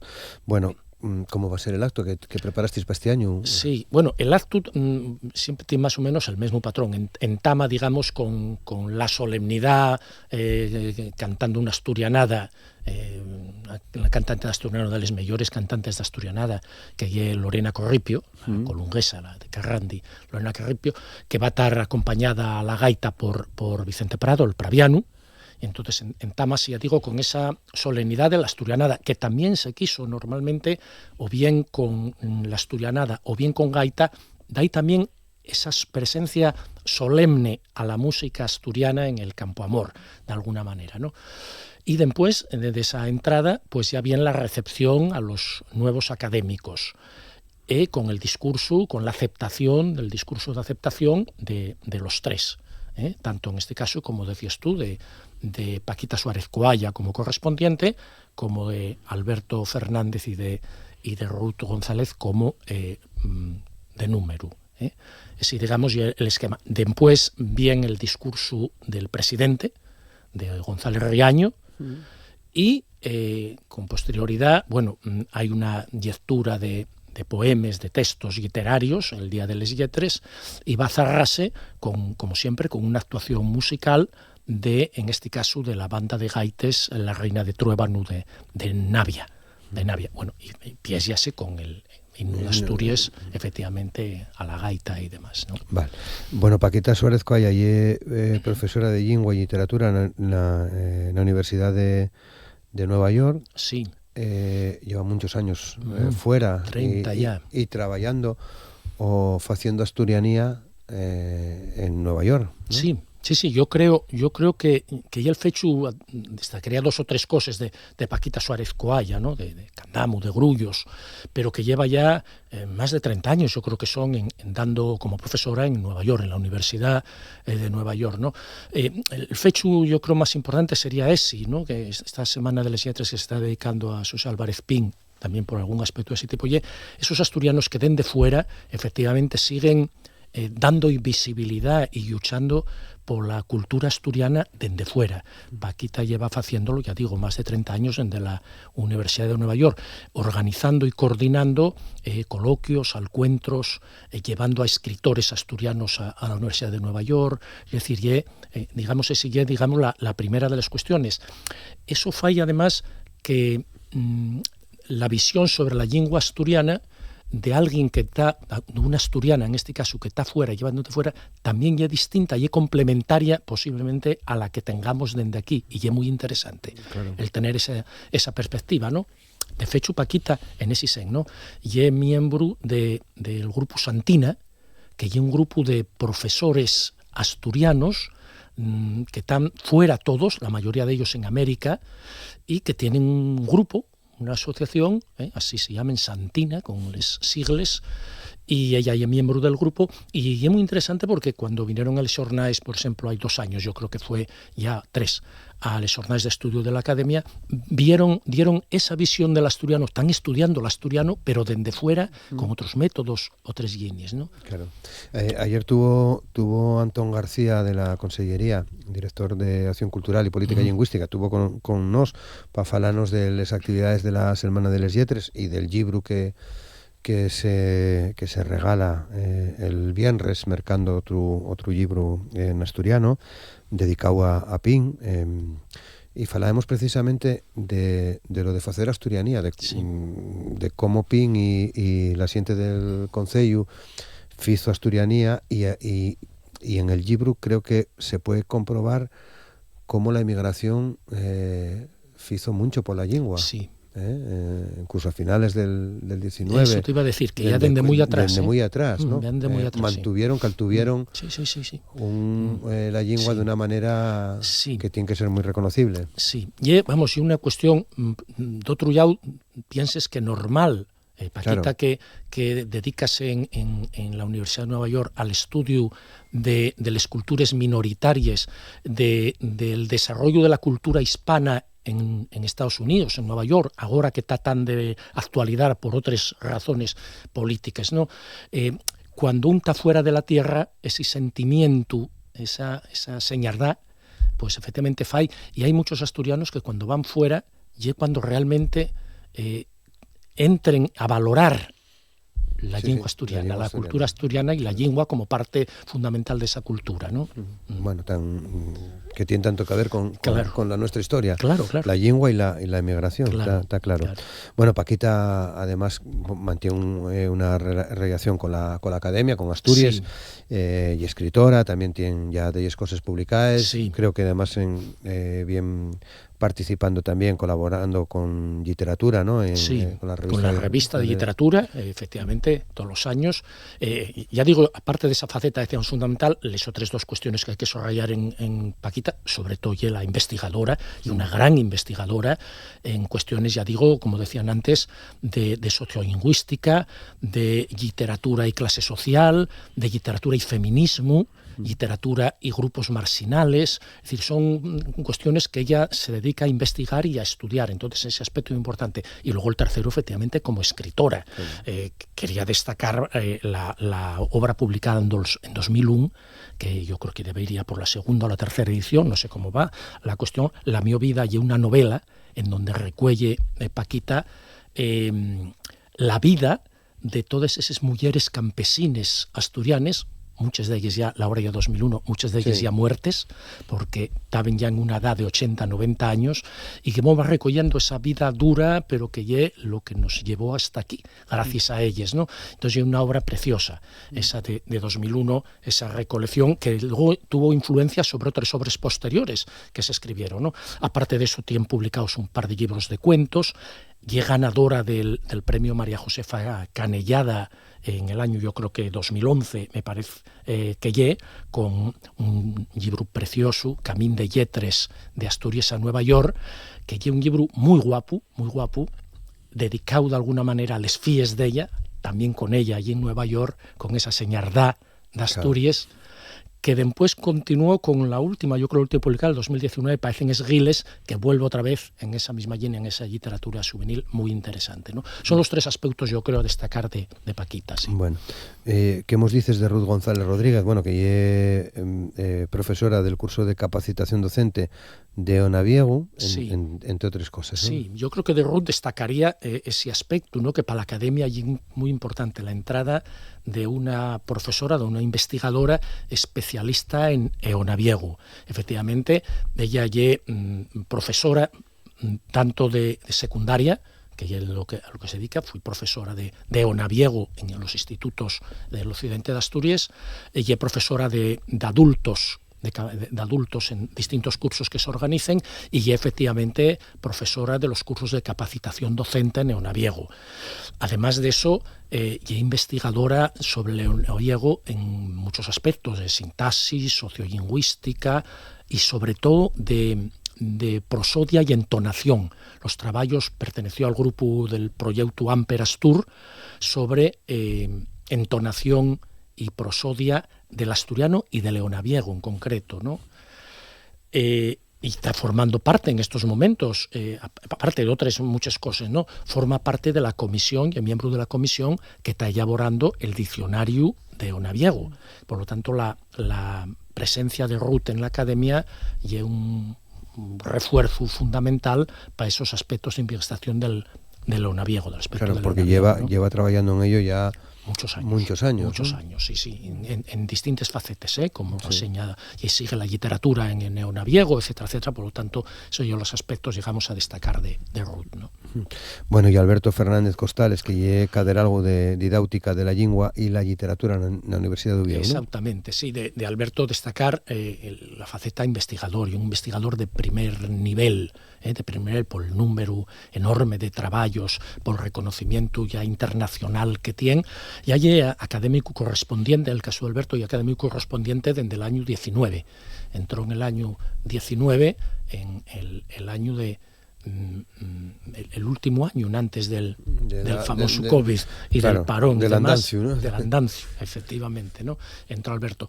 Y ya digo, destaca sobre todo por la faceta de investigación, que nosotros ahí interesamos mucho, y un especialista en métodos de estudio bilingüe, del bilingüismo, de evaluación de programas y métodos de bilingüismo. Ya digo, con un montón de trabajos, y eso aspectos tanto sociolingüísticos como pedagógicos. Para la academia, claro, y también un aspecto fundamental, porque tanto la parte sociolingüística como la parte pedagógica son dos de los pates que la academia tiene que trabajar. Claro, son dos de los pegollos fundamentales para la lengua. Fundamentales, ¿no? El conocer sociolingüísticamente cuál es esa situación, y luego efectivamente el ver los programas de estudio, todos los programas bilingües, ¿no? Él doctor en filología inglesa, en principio, aunque lle quedar algo efectivamente en la Universidad de Lingua y Literatura, pero ella es especialista en filología inglesa y por lo tanto tiene un conocimiento amplio de esos estudios bilingües, de bilingüismo. ¿Qué significa ser académico de número de la Academia de la Lengua? Bueno, ¿A qué te compromete o qué te tienes que hacer? Yo creo que por una parte hay una responsabilidad, ¿no? Y una responsabilidad de tener que trabajar cada uno y cada una en el campo en el que hay especialista. Es por eso de ahí lo que subrayaban antes, ¿no? La selección de los miembros nuevos, es decir, cada un más especialista en literatura, otro más especialista en sociolingüística, otro más especialista en pedagogía, y entonces en cada uno en esos campos dedicarse a trabajar de alguna manera, porque en el caso del asturiano es una lengua que todavía tiene muchos aspectos que trabajar y que afitar, ¿no? Entonces esa responsabilidad, yo creo, fundamental. Y también una manera de reconocer el trabajo de esta gente. Sí, por supuesto, claro. Yo simplemente los puse en el futuro, en el trabajo, claro. Pero hay un reconocimiento, evidentemente, a estas personas de las que estamos falando, les tres, tanto Paquita como Alberto como Ruth, y el reconocimiento de muchos años. De muchos años de trabajo. Pienso en Ruth ahora mismo que falábamos. Ruth lleva muchos años, por ejemplo, aparte de los trabajos de investigación y la parte de trabajo de profesora, defendiendo la normalización social de Leonaviego en asociaciones como Xeira, ahora mismo como Agallo Leonaviego, es decir, llevan muchos años trabajando en ello y por lo tanto hay un reconocimiento oficial merecido para los tres, ¿no? Claro, está claro. Bueno, pues esto va a ser el viernes a partir de las 7 de la tarde en el Teatro Campo Amor. ¿Hacéis más cosas en la academia? Ese día, aparte de eso, aparte del acto, va a salir la revista Literatura, el número 41, me parece que ahí toca ahora, de la revista Literatura, porque no hay que escaecer que lle el día de les lletres asturianes. Entonces, tradicionalmente era la revista de la Academia, llámase Lletres Asturianes, sí. Y en mayo sacábase un número especial dedicado solo a la literatura asturiana, Lletres Asturianes. Con posterioridad después eso creóse la revista Literatura y pasó a la revista Literatura. Entonces va a salir la revista Literatura que dirige Marta Mori también el viernes. Claro. Bueno, de fecho entregábase un ejemplar, ¿no? De Lletres, aquel Lletres especial de mayo. Falamos de muchos años, ¿no? Sí, ya hay años que deseo que simplemente Lletres sal 2 veces al año, sí. En abril y en octubre Payares, y entonces el día del S3, ya digo, sale la revista Literatura. Bueno, pues un día grande para la Academia, que podemos tomar como final de curso o arranque o entamu. Sí, las dos cosas al mismo tiempo. Supongo el presidente en el discurso lo que fai un balance de cómo fue el 24-25 desde el último discurso, lo que hizo, por una parte, lo que hizo la Academia, el trabajo que hizo, y un poco el futuro, lo que va por delante. Es decir, por eso lo que dices tú, deseamos el curso y abrimos, sí. Lo que viene. Parece que va a ser interesante el discurso, ¿no? Y supongo que sí, bueno, yo siempre, no puedo adelantarlo, no, pero ya lo sé yo, supongo que es interesante, claro, porque en la situación en la que se está, hay que además dar una dosis de optimismo, porque hay que seguir trabajando por lo que seguimos trabajando. Claro, y además esta semana, si no fue esta semana, fue la anterior, días pasados, ya se designó la ponencia en la Junta General. Sí. Para tratar la reforma del estatuto encaminada a la oficialidad, ¿no? Va lento, esperábase ya que fuera en antes, pero bueno, yo creo que se retrasó por el tema del accidente minero y todas esas cosas. Yo creo que debió tener algún retraso, pero sí, efectivamente, está en ello, pero que decir que hay que mirar por eso decía, con una esperanza hacia el futuro, porque pase lo que pase en la Xunta, hay que seguir peleando por la normalización social del asturiano, que decir que no es el final. Como decís tú, ahí el principio de otro año a trabajar. Otro año que vendrá intenso, porque fanse muchas cosas. De hecho, en toda esta temporada que vienes pel programa, comprobamos que se fan un montón de cosas desde la Academia, ¿no? Aquí, sí. y algunos muy potentes. Sí. El Congreso, este año fue el Congreso Mundial de Cultura. Sí. Y les jornades que son a lo mejor un poco más técnicas, pero que vienen a avalar la investigación tan necesaria. De hecho, estamos hablando de investigación científica en la parte anterior del programa, y también se mencionaba cómo desde las humanidades se fa investigación. Sí, claro, y que cuando se fala de ciencia y de investigación muchas veces es que lo llevamos todo al mismo terreno, ¿no? Pero sí. No. Las humanidades, efectivamente, son un campo de investigación y de trabajo fundamental. Vale.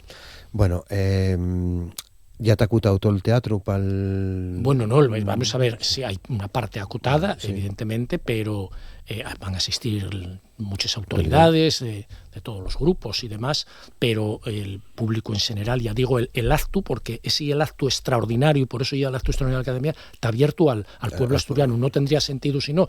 Los demás xuntes de la Academia facémosles en el llar de la Academia, y son internes, pero este y un acto público y abierto a la xente, y por lo tanto todavía quien quiera asistir puede asistir el viernes a las 7 al Campo Amor. Sí. Vale.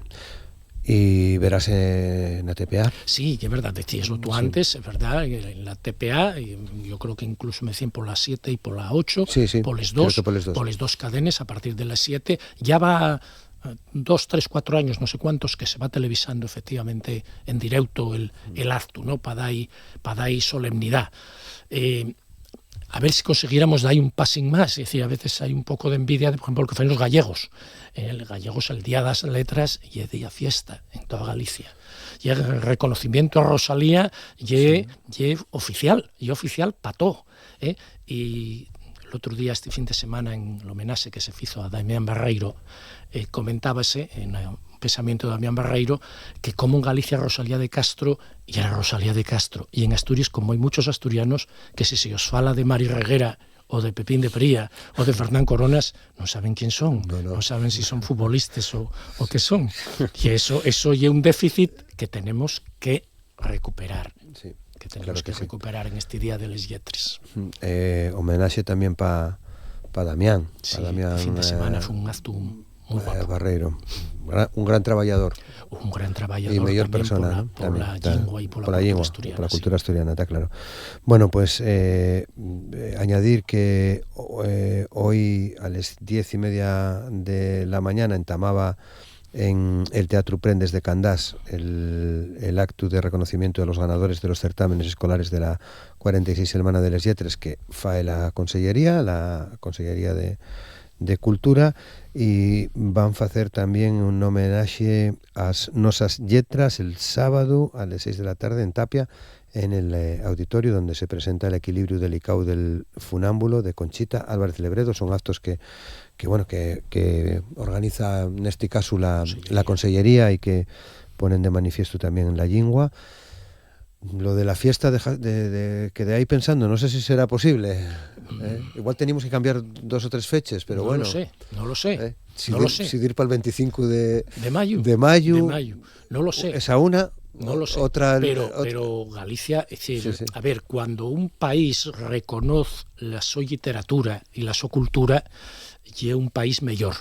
Simplemente, yo tengo envidia en ese sentido, tengo envidia de los gallegos, porque está bien las fiestas, pero que la fiesta sea el Día de las Letras de ellos, eso ya es una cosa, un reconocimiento, y que nosotros, ya digo, tendríamos que de alguna manera imitar, sí. Y es verdad que la lengua merecelo. Bueno, Monchu, nada, vuelves cuando quieras, ya sabes, vamos hablando. Ya comentamos cómo fue el Día de les Lletres y la nueva revista Literatura, y hablamos de lo que queráis. Perfecto. Deseámoslo aquí entonces. Muchas gracias. Gracias a vosotros, Roberto.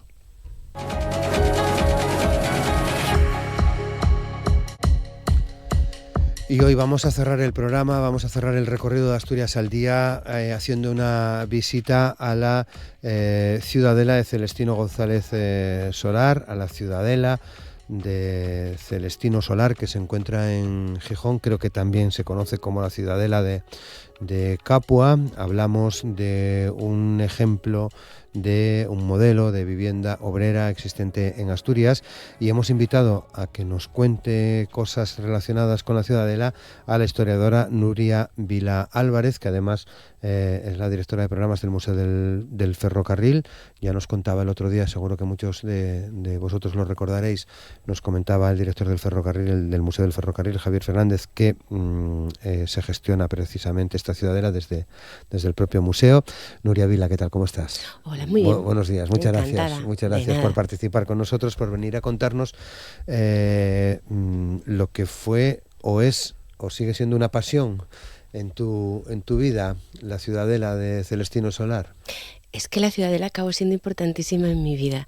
Va a hacer 22 años que llegué allí y llegué un poco por una casualidad, bueno, relativa. Yo ya trabajaba en vivienda obrera, era uno de los temas que me interesaba, porque tengo que decir que sois de Mieres, entonces el medio ambiente en el que me crié estaba lleno de sitios como ese, con lo cual lo tienes un poco como en el ADN. Y después convocaron una beca, ahora eso, 22 años, y la saqué. Y llegué allí y recuerdo muy bien cuando Pilar Lafita me dijo, bueno, esta beca la queremos para que se hagan los contenidos del museo que va a ser de la Ciudadela de Capua. ¿La conoces? Dije, por supuestísimo, no había ido en mi vida. Vale, porque yo siempre la conocí detrás de un muro, bueno, de un... Sí, un muro que habían puesto, una puerta. Entonces, bueno, mientras estaba en la Ciudadela nació la MIFIA, entré a trabajar en el Museo del Ferrocarril, me tocó hacer la primera museografía y la segunda, por lo tanto la Ciudadela no me la quito de encima y tampoco tengo mucho interés porque me gusta mucho. Claro, bueno, tienes un libro. Sí. Un patio gijonés, la Ciudadela de Celestino Solar. Sí, bueno, cuando hicimos los contenidos de lo que fue la primera musealización, se vio que era necesario que algo quedara, porque bueno, un museo va cambiando, va modificando aquello que está exponiendo, pero había que hacer una investigación un poco más profunda, digamos. Y nos metimos en la publicación del libro. Fue un trabajo muy agradable. Y también muy obsesionante, porque lo primero que yo hice en la Ciudadela fue acudir al censo de población, a ver quiénes eran los vecinos, en qué trabajaban, a qué se dedicaban, y acabé obsesionada con aquella gente. No sé si conocéis, hay un libro de Saramago que se titula Todos los nombres, sí, que hay un funcionario del registro que se obsesiona con una de las fiches que ve. Pues a todos los que hurgamos en archivos, en cierta medida te pasa eso, ¿no? Porque acabes viéndolos. Bueno, estuvo 100 años, ¿no?, de vida, más o menos. Más o menos, quizá alguno más, porque fíjate, en la primera fase yo encontré gente que se había ido de allí más o menos en los años 70. Pero resulta que cuando volvimos en el año 17 para hacer la nueva museografía, encontré gente que había vivido hasta casi la década de los 80, cuando aquello ya estaba muy degradado y se había convertido en un espacio marginal. Entonces sí, estuvo poblada más de 100 años. Vale, ¿y qué es la Ciudadela?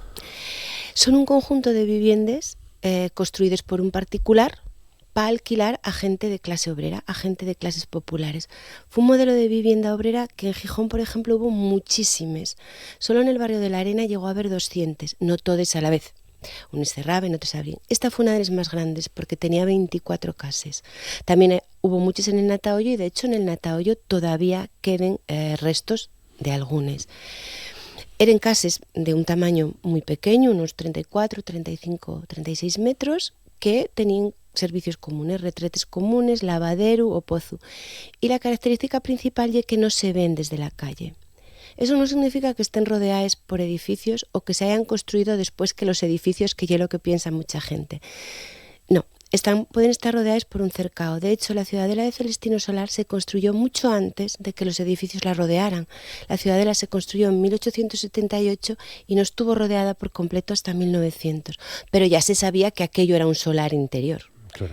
Y primero tuvo una cerca y una puerta con la que se entraba. Y un modelo muy normal. Y quiero decir una cosa, no hay un espacio marginal, ni un gueto, ni nada parecido. Pa' bien o pa' mal, la clase obrera vivía así.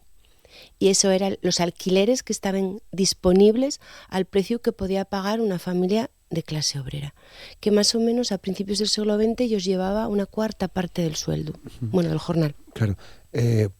porque, bueno, hablamos de la ciudadela de Capua, pero hay ejemplos en otras partes de Asturias y en otras partes de España. No sé si se puede hablar, Nuria, para que quien nos escuche se haga una idea, como si fuese una corrala. No es exactamente lo mismo. Sí, más o menos lo mismo, pero en vez de ser en vertical, en horizontal. El nombre de ciudadela probablemente venga de Cuba, donde mucha de la gente que les promociona aquí en España ve ese modelo y lo llama ciudadela. También hubo muchas en Canarias con el mismo nombre y alguna también sobrevive. De hecho, sobrevive habitada. También les hubo en Les Cuenques. En Mieres todavía queda una. Y muchos sitios que en Mieres queda entre la calle del Ayuntamiento y la calle que ahora se llama Sacramento, y una hilera estirada de viviendas que entres por detrás hay. Y hubo más, no tan grandes como les de Gijón, ni en tanto número, porque la forma de promoción de vivienda varía un poquitín. Vale. Pero siempre fue vivienda obrera. Sí, siempre fue vivienda obrera. En cualquiera de los casos. En cualquiera de los casos se construye con ese fin. Es decir, nosotros construimos unas casas de estas dimensiones, con estas características, que les podemos alquilar al precio que sabemos que puede pagar la clase obrera, que es la que necesita en ese momento vivienda, porque está llegando a un Gijón que es polleta, por decir de alguna manera, a un Gijón que está creando industria y necesita en dónde meterse. Y quien tiene el dinero, quien tiene el capital, lo invierte en eso, porque además lo amortiza rápidamente. Piensa que hay mucha necesidad, mucha demanda y poca oferta, y perfecto. Sí, ¿no? Desde luego, cuadraba todo, ¿no? Cuadraba todo. Cuadraba todo. Bueno, no se conserva en su totalidad, me imagino, ¿o sí? Sí, se conserva completa. Lo que ocurre es que solamente está restaurada una hilera de viviendas, porque bueno, en los años 80 las casas fueron cayendo, desde los años 60, que compra ese espacio una constructora muy famosa de Gijón, Construcciones Moro, con la idea de, claro, tú piensas que estás en primera línea de playa. Lo que al principio era un sitio inhóspito, porque estabas allí azotada por el nordeste, de repente se convierte en un solar enfrente de la escalerona. Con lo cual la idea era, bueno, pues derribar lo que se llama el martillo de Capua y construir ahí un bloque de pisos en primera fila impresionante. Por una serie de circunstancias no se consigue y entonces esto queda un poco en stand-by, y en los años 80 ya se convierte en un espacio donde, bueno, pues se mete gente, son los años malos de la droga, con lo cual entre lo que habían caído las casas y los que les van derribando, pues ahora solamente quedaban los muros cuando entramos a restaurar. Y se restauró un volumen para que la gente viera cómo eran por dentro. Claro. Bueno, ¿pasa un poco desapercibida? Pasa mucho desapercibida. Precisamente porque esa es una de sus funciones. Era un barrio oculto y desde el momento en el que se crea el pasillo, tú tienes que entrar por un pasillo. A cualquier cosa a la que tienes que acceder por un pasillo, primero no lo ves porque queda a ras de calle, con lo cual puedes pasar por delante de la calle Capua y no vela. Claro. ¿Y qué ocurre con muchos visitantes? Que escucan, pero no se atreven a entrar, porque tú desde fuera no ves lo que hay dentro, porque esa era la idea. Hay una casa tapón que te impide ver las dimensiones de lo que tienes dentro. Y todo aquello a lo que te hayas de inmersionar por un pasillo da como un poco de respeto, porque no sabes lo que hay adentro. Claro. Bueno, ahora creo que además tiene muchas visitas. Sí, tenemos un público que vamos fidelizando y cada vez se va interesando más. Y sobre todo, lo muchísimo que sorprende. Yo creo que deberíamos comunicarla más, porque cuando la gente entra se encuentra con algo que no existe en muchos sitios, no de España, sino del mundo. De hecho, fue un modelo de referencia que otros nos vinieron a preguntar qué habíamos hecho. Había el otro día en el libro de firmas, que el Google analógico, a una persona que ponía, son como las casas del Bon Pastor en Cataluña. No, las casas del Bon Pastor son como la ciudadela de Celestino Solar, porque el equipo que reformó y musealizó las casas del Bon Pastor vino aquí a preguntarnos a nosotros cómo lo habíamos hecho. Claro, o sea que ese modelo se exportó. Es un modelo que se exportó. Es un modelo de vivienda obrera, ¿no? Sí, de musealización de vivienda obrera. Exactamente, hacer museo no me salía la palabra, me trababa. Bueno, pues eso es importante. Eso es muy relevante. Muy relevante. ¿Y seguís investigando? ¿O sigues investigando? Sí, claro, porque siguen apareciendo cosas. Sigue apareciendo gente. cualquier patrimonio está vivo y si no, no tiene ningún sentido, porque se enriquece cada día con la experiencia de todos los que pasan por allí, porque además la comparten con nosotros. Y hacemos talleres y seguimos recogiendo testimonios, seguimos trabajando. Ahora tenemos una exposición temporal que comisaría Héctor Blanco, que habla de la evolución desde que aquello era el ensanche del Arenal hasta que se convirtió en el barrio de la Arena, uno de los más famosos y populosos de Gijón, sí.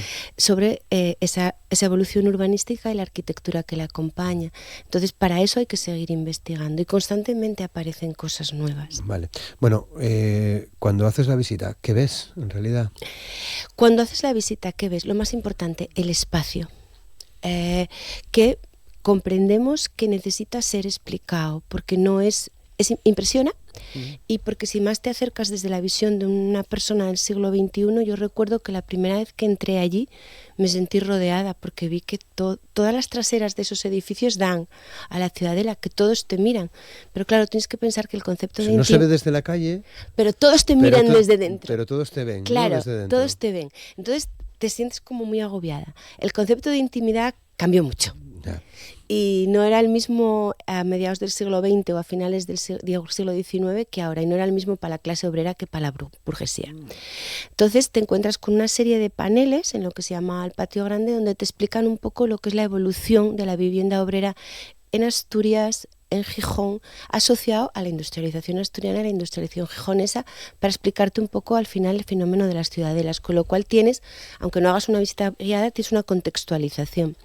Después te encuentras un audiovisual en el que se explica un poco el desarrollo industrial de Gijón asociado a la vivienda obrera. Es un audiovisual que se hizo con motivo de una exposición que se celebró allí hace 30 años, pero que sirve bastante. Y después te encuentras 2 salas de exposiciones temporales, donde tenemos exposiciones relacionadas, evidentemente, con la temática, y ahora tenemos esta que te acabo de citar. Anteriormente tuvimos una que se titulaba El tiempo del trabajo, en la que explicaba en qué trabajaban a partir de fotos la gente que vivía allí. Es muy importante porque a veces cargamos las tintas en marginalidad, miseria. Nos gusta mucho Dickens, a mí también. Pero la gente que trabajaba allí era gente normal. Esa era la situación de la clase obrera. Entonces quisimos hacer esa exposición para que se viera que allí vivió un guardia civil, un guardia municipal, una modista, un minero. Gente normal y corriente. Gente normal y corriente, claro, gente trabajadora, ¿no? Exacto, y que en 150 años cambia mucho. Claro. Después te encuentras con una exposición permanente en la que se explica el desarrollo de la vivienda, de la ciudadela, quién la construye, por qué y cómo evoluciona, y sobre todo quiénes son sus vecinos.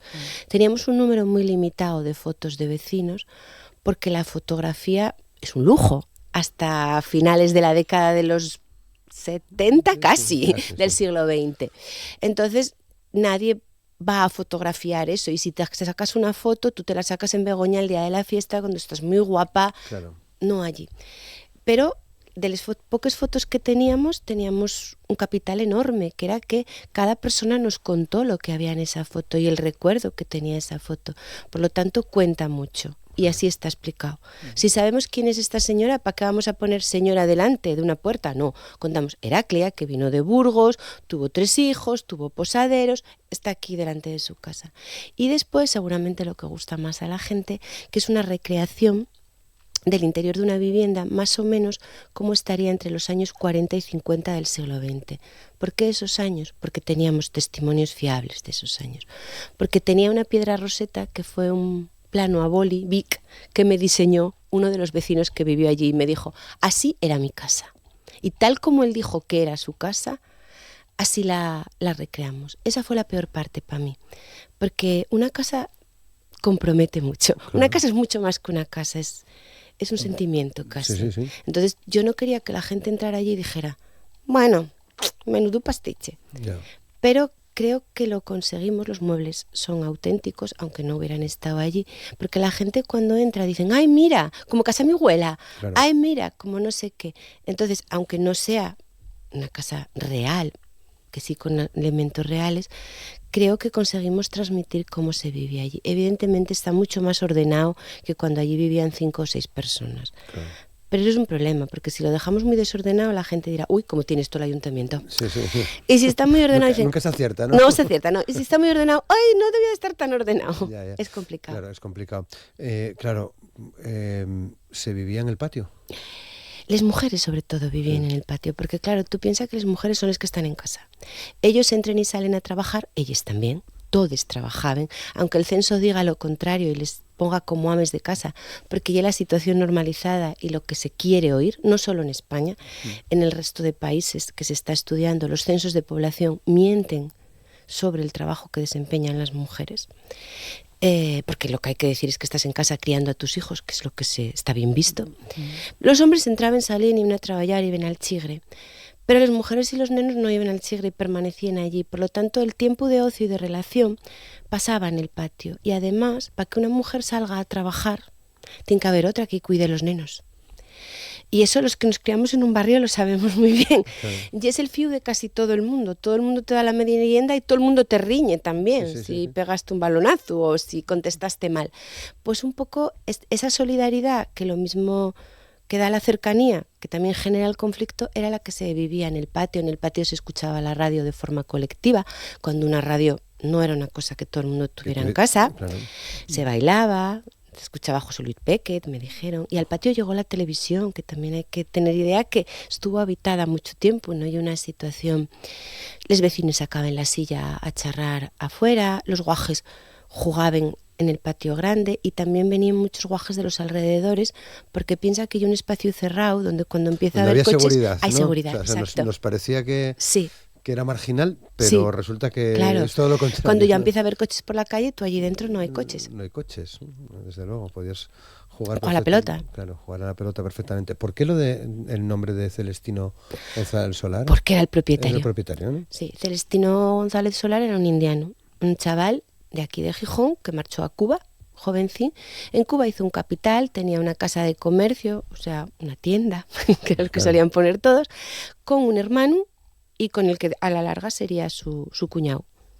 Y cuando volvieron, que volvieron los tres, pues con el capital fueron comprando solares para convertirse en rentistas. En el solar de la Ciudadela, Celestino no solo construyó la Ciudadela, sino otros 11 inmuebles. Es decir, era una operación inmobiliaria en toda regla. Además, Celestino era concejal del ayuntamiento también y tenía acciones en muchísimas compañías de Gijón, como la Azucarera o el Tranvía. Murió muy joven. De hecho, la segunda hija, Yaye Póstuma, nació unos días después de la muerte de su padre y se casó con una moza de Valdesoto, que era hermana de uno de los que tenía con él la casa de comercio. Esto era muy habitual. Cuando se quedó viuda, se casó con el hermano, con el cuñado, y todavía tuvieron otras 2 hijas. Prosperaron mucho y llegaron a tener un nombre en la burguesía gijonesa importante, pero desgraciadamente no conozco ninguna foto de esta familia. Y lo digo desde aquí, es el sueño de mi vida, encontrar una foto de la familia, que tuvieron chalet en la Cayuría, que ellos eran les de la banderita, les de la Semana Santa, vamos, que era gente muy importante de esta ciudad, y sin embargo no conseguí recoger una sola foto. Supongo que la fototeca del Museo del Pueblo de Asturias... Es que estoy segura de que alguien ahí son ellos, pero no lo sabemos. La tienes más que revisada, ¿no? Claro, no les pongo cara, por lo tanto no puedo decir quién son, pero estoy segura que montones de fotos que hay sin identificar, ¿no? de familias burgueses, pueden ser ellos. Está claro. Bien.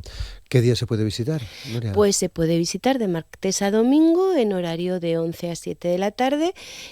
Solemos hacer visitas guiadas gratuitas. Bueno, tendremos durante todo el verano, de julio a septiembre, a las 12 y a las 5, que son muy recomendables. Y cuando hay puentes o algún tipo, también hacemos visitas guiadas gratuitas, pero de todos modos se pueden solicitar visitas guiadas. Muy bien. Bueno, pues hoy lo dejamos aquí. Tienes que volver para seguir hablando de Vivienda Obrera. Cuando me dejaste ahí con ganas de meter. Y además porque viendo tu libro me encontré con fotos, me encontré una del pueblo de Tarna. Ah, sí, son los obras del franquismo, de la colonización. Merece un capítulo aparte. Un capítulo aparte, sí. Por ejemplo. Bueno, pues Nuria Vila, historiadora, muchas gracias. A vosotros, encantada. Muchas gracias. Y nos vamos, disfruten de este día, disfruten de este miércoles. Mañana estaremos de nuevo con ustedes. Feliz día, gracias.